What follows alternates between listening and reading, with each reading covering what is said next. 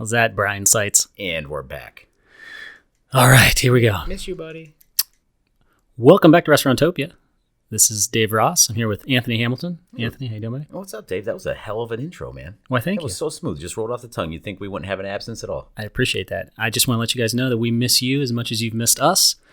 We're back in the lab, Anthony and I. Going to throw down a couple episodes here, and then we'll get the trio back together soon, and we'll be off and running for 2023. So we appreciate your patience. And Anthony's got an excellent episode today. I think it's going to be good. But you Very promise? apropos. Apropos. Did I use that right? I think so, yeah. Very apropos for the times. Mm-hmm. What about pricing? That is a good question, isn't it? It is. Yeah. But you promise we'll get the trio back together? Yes, I do. You do? I do. Pinky swear?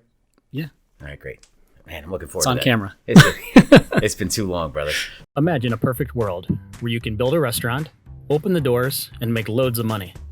Unfortunately, those days are over. It takes great leadership, hard work, and long hours to operate a successful restaurant. Together, we can make it happen. This is Restaurantopia. So yeah, let's talk about pricing right now. You know, listen, the good news is what I'm seeing in restaurants this day and age is staffing seems to be coming back. Like, I know everybody's not perfect, and I don't want to get the cart before the horse, but I'm seeing a much healthier staffing climate out there than I have in the past 2 or 3 years. So that's good. Yeah. So between staffing and pricing, those were the two biggest issues I've dealt with as a consultant for the past couple of years. Mm. And so if staffing's getting better, well, then that leads us to pricing. Right. And it's dynamic, right? The whole pricing situation right now is a little bit confusing for everybody. And so you and I both just read an article today from the Wall Street Journal, which I think was really telling.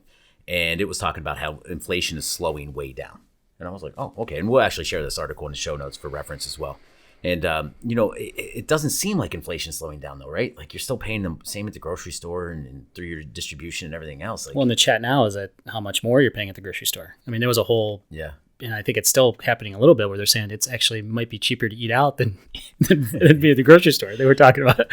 That's wild, man. So what this Support your local restaurant. Yeah, that's it. What this article illuminated is that for the past 5 months, both indexes that they raise in inflation or measure inflation on, one's called the PCE, which I just learned about. It's the Personal Consumption Expenditures Report, and that's what the Fed uses, right? And that one measures based on gross domestic product reports. So it's more of like a comprehensive overview. Mm-hmm. And then you have the Consumer Price Index, or the CPI, which most of us are familiar with, and that is measured based on household surveys. It's not as comprehensive. Okay. Now, there's some other factors, but those are the two generalities that separate the two. The Fed more leans on the PCE. But either way, both measures are stating that there's only, for the past 5 months, inflation's only been at 2.5%. 2.5%, which is crazy. So when you look at it the past 12 months, it's at 5.5% according to both. But what it comes down to is for the first 7 months, that inflationary number was 7.8%. And so that's skewing and that's what's making 5 points. So the last 5 months have been awesome, right? Now, it's too early to do a victory lap. We can't do that. But the signs of it slowing, and because quite frankly, we could have a surge anytime. Right. It only takes like one ship blocking the Suez Canal, as we've learned, and then all of a sudden everybody's got an excuse to raise prices, right? So can't do a victory lap, but the signs are really, really encouraging. So in true inflation, for the past 12 months, the CPI, I'm sorry, I got distracted. So we've experienced a decrease in true inflation, but prices had not followed suit from manufacturers or I guess wherever they draw their data from. I'm not sure where it comes. Maybe they survey the entire world. I have nothing. But the CPI price changes for the past 12 months, plus 7.1%. PCE price changes for the past 12 months, plus 5.5%. So it's weird that inflation goes down 5% in the last 5 months, but we're still experiencing price increases or product increases as far as pricing is concerned. That's pretty wild. Yeah, and I think if you take it back to the restaurant level, I have noticed we do something called cost of goods reporting, where we take the average price for a certain period of time versus a baseline price, and then we look and do some comparisons. And we were seeing individual restaurant or restaurant group inflation in the 15 to 20% last year, especially earlier in the year. Mm-hmm. I'm seeing those same brands in the 7 to 8%. It's easy. You kind of led into this with the staffing's getting better, but depending on who you're talking to, I put a poll up on LinkedIn, which isn't quite done yet. Shared it, but so far, there's still people struggling with staffing. Mm-hmm. Manufacturers still claim to be struggling with staffing. Right.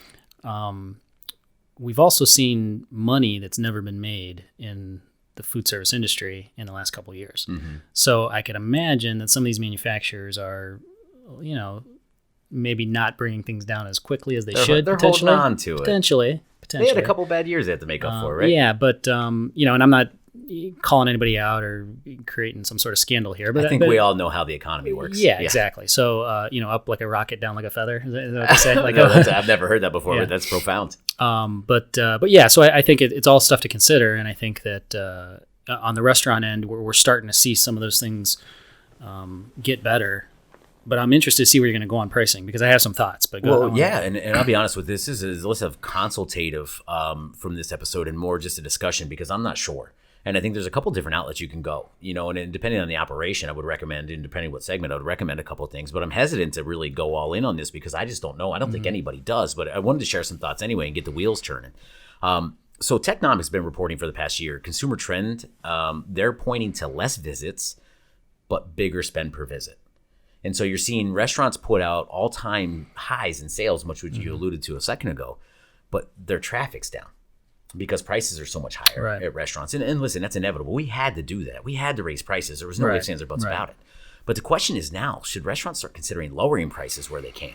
And I'm not saying comprehensively because you remember like a year ago, it was like, just raise all your prices. Right. Like you don't have time to do a menu costing right now. Right. You don't have time to do analytics. Just raise your prices for survival. And so they did that across the board. But now it's almost, to me, it's like, man, when I look at this data, it's like, and I'm a consumer. You are too. Right. We go out to eat. We feel the pain. Sure. I have a big family. Sure. Like it's painful to go out to dinner sometimes. And so the value proposition for me is much more stringent than it used to be. I'm way more, I guess, critical of the value proposition. Does that make sense? Mm-hmm. Because I'm getting charged a premium price, so I have premium expectations. Right. And I have some insight too, saying maybe I don't have to pay or I shouldn't have to pay premium prices on everything, knowing that some prices have come down. Right. So then sometimes as a consumer, I get a little frustrated because it's dang, like I paid, so much more for this, but I didn't get the experience out, I didn't get the value out, I didn't get the execution or quality out of it. Right. So that's a tough one. But it makes me wonder. So, we know restaurant sales are generally up, and it as for 2022 anyway, as the national data supports. So, the listeners out there, like maybe your restaurant isn't, or maybe your restaurant is, but industry wide, it's up, and that's what we know from Technomic, who does pretty good with data. Last time I checked. Mm-hmm.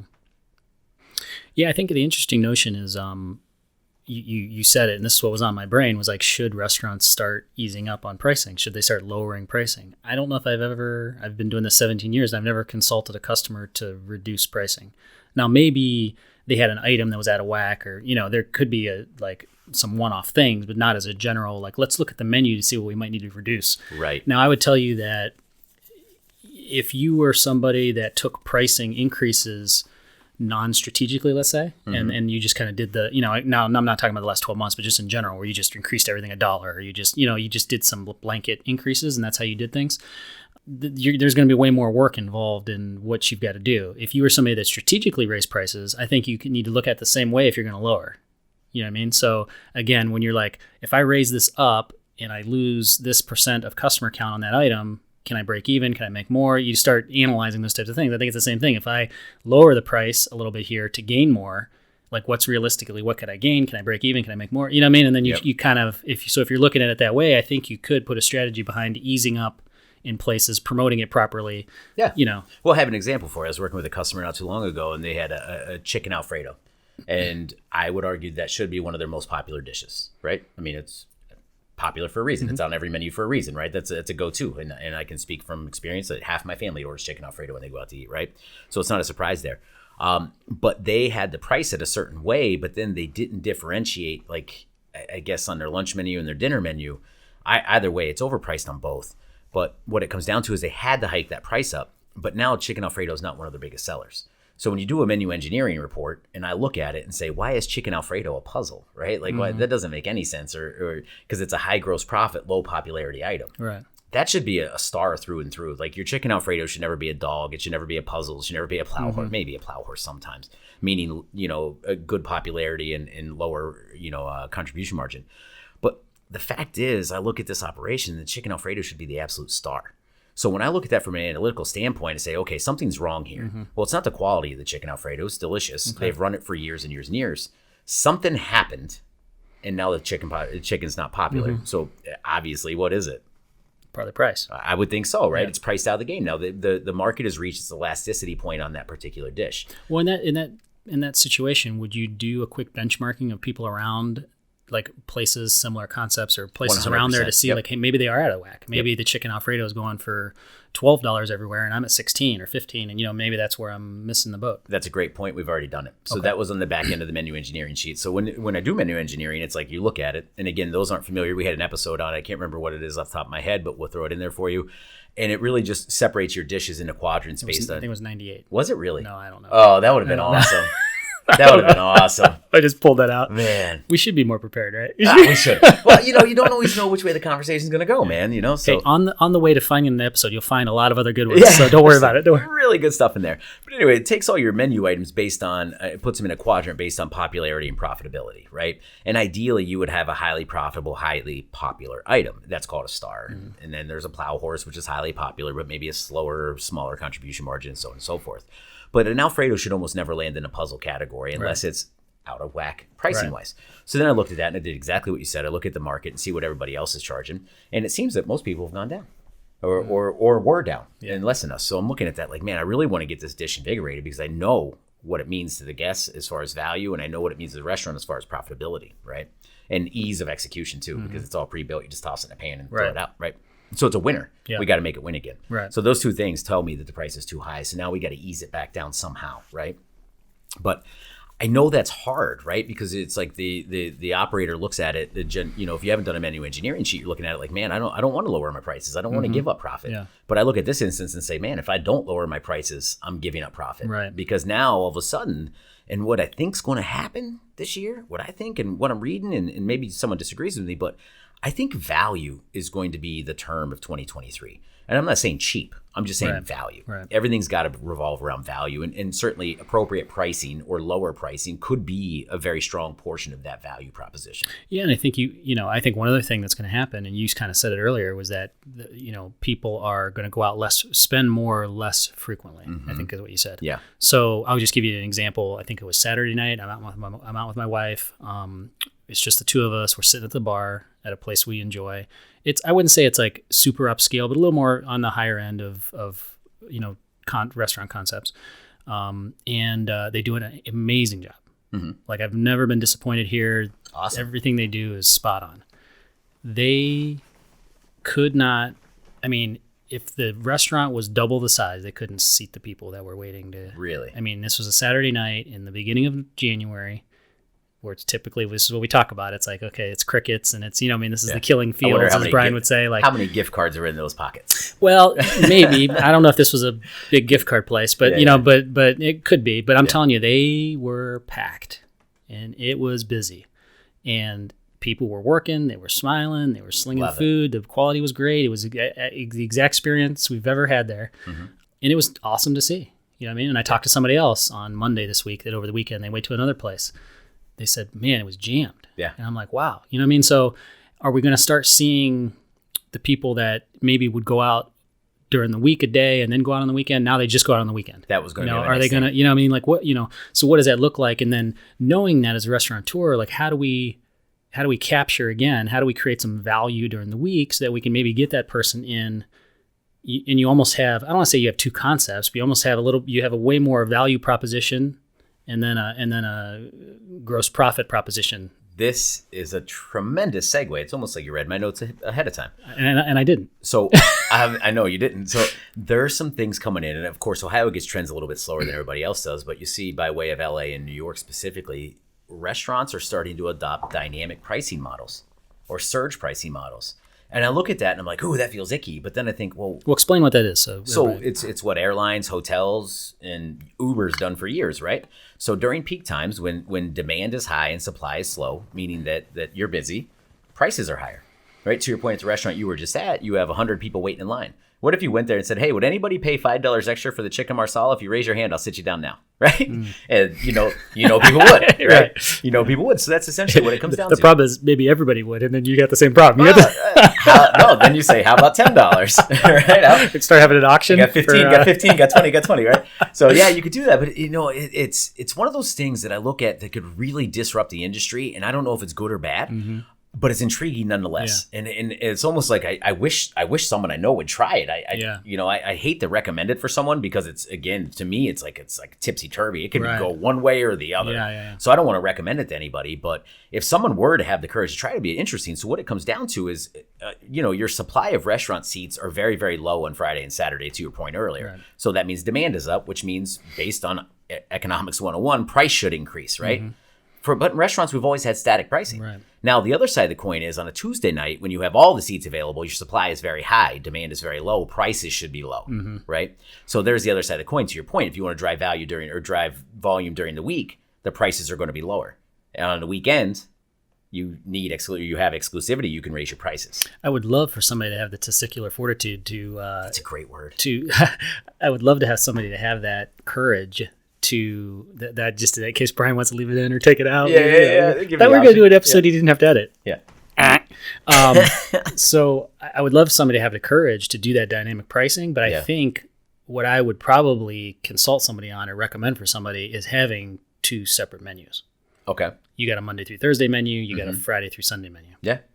No, that's what it comes down to, right? Or a Friday, Saturday, maybe you got 3 menus. You got a Sunday menu because maybe you do brunch, you know what I mean? And you have some different prices, and if the portions are different, or whatever it is, but you have the ability to drive value in the customer in the seat Monday through Thursday, and Friday and Saturday when you're going to have people there. Yeah, absolutely. Especially Wednesday and Thursday, right? Because you're traditionally now and I've seen some sales reports recently where those days aren't as strong as they used to be in this one establishment, or 2 actually that I'm looking at. And Monday and Tuesday are always tough, right? We've talked a lot about how you change buying behavior. A lot of people are still closed. Right. I mean, there's still a decent amount of people that have those days that they're shut down. And there's a reason for that. And I just spoke to a very prominent operator last week that is considering at another location, like now, considering closing another day. You know what I mean? So there is still some struggle. Interesting. Yeah. So that thing, I just couldn't get over it when I first started reading about it a few weeks ago, and I'm like, I'm really curious to see how this pans out. Because again, if you go to a hotel and you don't question it. No gas. Yeah. Hotel. Yeah. Airline. Uber. Everything. Yeah. Everything we do. Right. Right. So it makes you wonder, is that translatable or generalizable to our model, our industry, right? With airplanes, you're so limited on supply and you have so little options as a consumer. But is it that much different though? Well, I would say airlines are, hotels aren't. Right? Hotels and restaurants, I think, because there's enough hotels out there. You can just go knock on doors just like you could with restaurants. Like, I don't like the pricing here. I can go somewhere else, right? With airlines, it's kind of like you're at the airport or you're booking. Like, there's not too many options. Like, where are you going to... There's only so many flights that go out, right? Right. It was very, very limited comparatively speaking. So that was interesting. No, it is something that, it is, It's intriguing, right? I hope somebody will get back to us that they've tried this. Either they've tried it or they're willing to try it. Because I think it could be an interesting... Like I said, I'm not sure why our industry has succumbed to static pricing, to almost our own demise. And I guess my secondary question is it too late to change? Are we so ingrained in the culture of pricing the way it is in restaurants? Can we just flip the script like that and be okay? Well, then what would you have, like a website or a social media or an app or something that said, like, here's the current pricing? I don't think it has to be as dynamic as, say, Uber, where they have an algorithm running and basing it on like that minute by minute demand and supply curve. But, I would argue, to your point, you could simplify it and just do Monday through Thursday and then Friday, Saturday. Yeah. And we've talked time and time again how the buying behavior is so much different during the week. It's more about sustenance and nourishment. On the weekends, it's more about entertainment and dining, right? Yeah, because my brain's clicking around going like, well, if I knew that the pricing was different, would I go out on Tuesday instead of Saturday? I don't know. I probably still would. Again, want to dine on Saturday, and I might go Tuesday because I know I'm going to get a better value. So that's it. That's what's going through my brain. Is Yeah, I know there's a lot of facets to this, but I could see that example playing out. It's like, man, I really want that lobster mac and cheese, and it's not predicated on me wanting to go out. It's me wanting to get that particular dish. Sure. So I was going to go this weekend, but you know what? It's Tuesday. They got a good deal on it. I'm going to go take them up on that now, right? Yeah. And so it just wildly interesting to me. So I think this needs some time on the coasts. I always like it. There are litmus tests. Being in Ohio has its advantages, being a couple years behind the times. I would argue it's probably 6 months now with the internet. But that being said, it'd be interesting to see what shakes out and see if there's any further reports and developments on this because I find it wildly fascinating. So another thing I'm seeing is some folks are racing to the bottom. I'm starting to see more like sub 75-cent wing nights now. That wing pricing has gone down. Yeah. And I absolutely love that because again, what is better than that oasis in the middle of the pricing desert than wild value, right? And it's like, oh my God, everything's overpriced. I'm tired of paying. Even my electric bill has succumbed to inflation. Do you know that? my electric bill. I had to do some research and figure out why my electric bill was so high. And just like every industry, it's going to inflation. I'm like, come on, man. Like, even electric? But I guess it makes sense when you think of the supply chain and how it all works. It's their labor shortage with hamsters. Yeah, turning the wheels. The hamsters will not work for minimum wage anymore. That's a lot of hamsters, man. My daughter's lost 2 hamsters. Maybe that's where they went. Ooh. Yeah, they get recruited by the electric company. Yeah, they walked out in the wire. Stole it right out of your house. Yeah, they signed up and went to go. Hamsters aren't cheap, man. They're like $19 a piece, right? So I'm seeing that, and I don't necessarily think a race to the bottom is the way to go, but I love that if you can do it with 1 or 2 items and then broadcast it. And then you can get the people in for that hook. Right. And then all of a sudden you say, yeah, we have other dishes at regular prices well, too. and you said something I think is a key there. You got to broadcast it. You got to market it because you don't want to just all of a sudden you're giving the value to people that were coming anyways. You got to get the new butts. Right. Yeah. And we do this. That's a coupon and discount thing, Yeah. right? They were walking in the door. They were coming here. Yeah, exactly. No, we need to get the people off the couch, man. That's what it comes down to. And I love that. And then what I'm seeing too is that they're bundling it more, which I like. So yeah, you get 75-cent wings if you buy a 24-ounce draft beer. Right. And as a consumer, I don't mind that because chances are I was going to buy a beer anyway. Right. Now you put a stipulation on there that protects the organization. Right. So you can't come in and order a dozen wings at 75 cents a piece and then get a glass of water and then leave $1 tip and leave. Right. So I'm going to give you the value, but you're going to have to agree to buy other things that are going to actually help me mitigate the loss on the wings or the less profit on the wings. And I think that's a fair proposition. I think there's value there. No, I think it's something that has precedence. It's not. Yeah. It's not a new idea. No, not at all. I did not just come up with that. Right. I know everybody thinks I did, but no, I did not. Absolutely not. Right. And we'll see that. I think the family meal kits are getting a lot of play still. And I hear, I saw a couple reviews where customers were mad, like, hey, where'd your family meals go? And it was like, oh, we just had those for the pandemic. And I'm like, well, how many did you sell? They're like, oh, we sold a lot. I'm like, why'd you stop? Yeah, exactly. Right? Yeah. Why'd you go back to a printed menu? Right. Like, I don't know. We just did. You know, it's like, well, stop regressing to the mean. Like, you have these new things going on. Like, let's get these meal kits out. And I can tell you that, again, value is the word that comes up. I look at it as a family of 6. Like, if I can go all in for $75 and get my all my food and fixins, like, yeah, that seems like I'm doing it. Let's do it, right? Yeah. The hardest part is getting my kids all to eat the same thing, as you can probably attest to. It's difficult, but sometimes you just got to suck it up, Buttercup, right? That's how it goes. You're starting to see more BOGOs now and see more of these promotions. The all-you-can-eats are still very, very viable as well, which, again, we're driving value here, much to the operator's dismay, but sometimes you got to do what you got to do. And then lastly, too, I'm wondering, like, a lot of places do brunch and breakfast, and I'm wondering how viable the buffet model is. And I know this is coming from left field, but at the same time, that's where my head went when I was drumming this up. And I'm like, man, buffets always scream value. So I'll be interested to see if there's a little bit of a resurgence for those buffet concepts, whether it's Chinese food or the major, corporate players as well. Yeah, I was at a corporate chain. I think it's called Diamond Mondays, I think. Okay. And they do the salad bar. Yeah. And so I was there with my kids, my wife, and I had my parents. And I got the salad bar. And honestly, like, I kind of liked it. Oh, you know what I mean? Yeah. And they had a, you add on, I think you add on for like $2. So you buy an entree, you add on the salad bar for $2. And I built this big, huge salad. I was like, man, this is like awesome. That's value, right? Like, yeah. And how good did you feel? Yeah. No, it felt great. It felt amazing, right? Yeah. And now, there's some work to that. There's equipment. There's, if it's not part of your concept, I'm not saying go out and buy a salad bar, but but those are some things to think about. Yeah. Well, no question. And on brunch days too. I mean, you could always kick the tires on a breakfast buffet. Those are always fun too. I like having unlimited scrambled eggs. Like I can eat a mountain of those things. Yeah. I don't like you just putting 2 on my plate. Like I want to be the boss of that. Big pan of bacon. Yeah. No, not anymore. No. But, I mean, I like it. I just don't consume it. Right. Yeah. That's fair. I like the smell of it. So that's usually 20 pieces, just so I can waft the smell during heat, and then I just throw it away. So anyway, either way, I look at this and we developed a report with Technomic a couple of years ago that we send out through Restaurantopia every quarter. And what it is a pricing comparison from corporations. Essentially, it comes down to a menu activity page. And we see exactly what menu items are rising in prices, which ones are lowering in prices, and then we see which ones are added and removed, which is incredible insight to the independent operator when you look at the corporate structure and what they're doing. Again, they spend millions on this stuff to understand what their markets are doing. So we need to pattern off that. And that was the whole kind of ethos behind this, developing this report. It was like, hey, here's this information, see what the chains are doing, copy what they're doing, because they've spent the money, right? All of the corporations on our list, and there's like 30, and we have a mixed mosh. We have small budding corporations, and we have titans of the industry, like, say, Olive Garden. Olive Garden lowered their prices across the board between 1% and 6% across the board. Not one other concept did. Yeah. I think that's telling. Love them or hate them, they're on top of the industry, right? I mean, name another restaurant that's like Texas Roadhouse, Olive Garden. Those places are on the way down a Tuesday night. They feed that middle tier segment that aren't going to fine dining or whatever the case, and they want to step it up a little bit. But if Olive Garden is lowering their prices across the board, I would like to see the next report next quarter.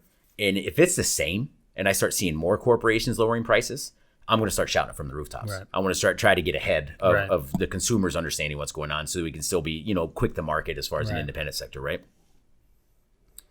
Yeah, and I will still do a strategy, like no different than, I shouldn't say never, because we actually did it during these extreme times with extreme inflation, just raising pricing. But, before that, I would never just tell somebody, just raise your prices. Like, you want to be strategic. You don't want somebody to look and just the whole menu's up. You know what I mean? Yeah. In normal situations. Right. No different. I wouldn't just blanketly lower. You know what I mean? No, like, I would have a strategy. strategy. Right. Yeah. And again, it really, in my opinion, comes down to menu engineering. Right. And for sure. If you have your menu costed out, it's really, really simple to do. It really just tie in your POS report. It's a work through spreadsheet. It's so simple to do. And it gives you amazing data, very, very simply presented, and it takes all the emotion out. So I don't know, the whole menu costing thing is tough, but it's got to get done, especially now. And we said this time and time again, you got to put the effort in. You got to do the push-ups, because you got to understand what your contribution is for that dish or cost of goods per dish. Wildly important than just shooting blind, right? Yeah. It's incredibly advantageous, and it's what good businesses do.